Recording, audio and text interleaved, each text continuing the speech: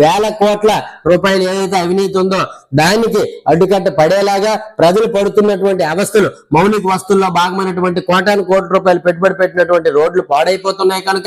ఈ రోజు ఆమదాలవలస నియోజకవర్గంలో లక్షల టన్నులు ఎత్తేసిన తర్వాత ఏ అధికారులు ఇరిగేషన్ ఏదైతే నీటిపారుదల శాఖ అధికారి కావచ్చు, మైన్స్ జిల్లా అధికారులు కావచ్చు, ఇటు పంచాయతీరాజ్ అధికారులు కావచ్చు, రెవెన్యూ అధికారులు కావచ్చు, ఆర్డీఓ గారు, తహసీల్దార్లు కావచ్చు, మీ అందరూ కూడా నిమ్మక నీరెత్తినట్టు వ్యవహరించి ఈ రోజు ఈ అనధికారికంగా ఏదైతే అక్రమ ఇసుక రవాణాకు మీరు కూడా పాత్ర వహిస్తున్నారు, వీళ్ళందరికీ సహకారం చేస్తున్నారు అనేది 1000% కూడా ఇదేదైతే నేను ఈరోజు ఫిర్యాదులో రాశాను, నేనైతే మాట్లాడుతున్నాను, మీరు ఈ అక్రమ రవాణా, ఈ వేల కోట్ల రూపాయల అక్రమ రవాణాకి మీ వంతు సాయం ఏదైతే ఆగస్టు నుంచి కూడా,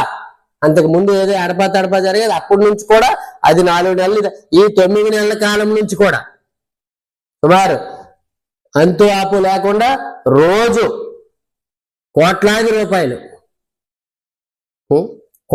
రూపాయల అవినీతికి మీరు పరోక్షంగా సహకరించారు. మీ మీద కోర్టులను కూడా ఆశ్రయిస్తాం తప్ప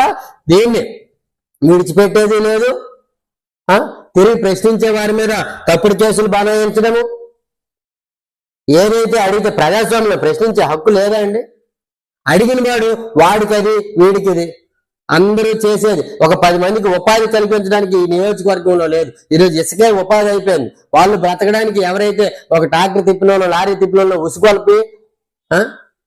వారికి ఒక సరైన మార్గంలో ఒక నాయకుడు అనేటటువంటి వ్యక్తి ఒక సరైన మార్గంలో ఏదైతే 10 మందికి కానీ ఉపాధి కల్పించినటువంటి వ్యక్తులు ఈ రోజు ఈ అవినీతిని రేపు మార్గదర్శకాలుగా కనిపిస్తే 100 కోట్లు, 1000 కోట్లు అయింది, 1000 కోట్లు, లక్షల కోట్లు అయ్యి ఈ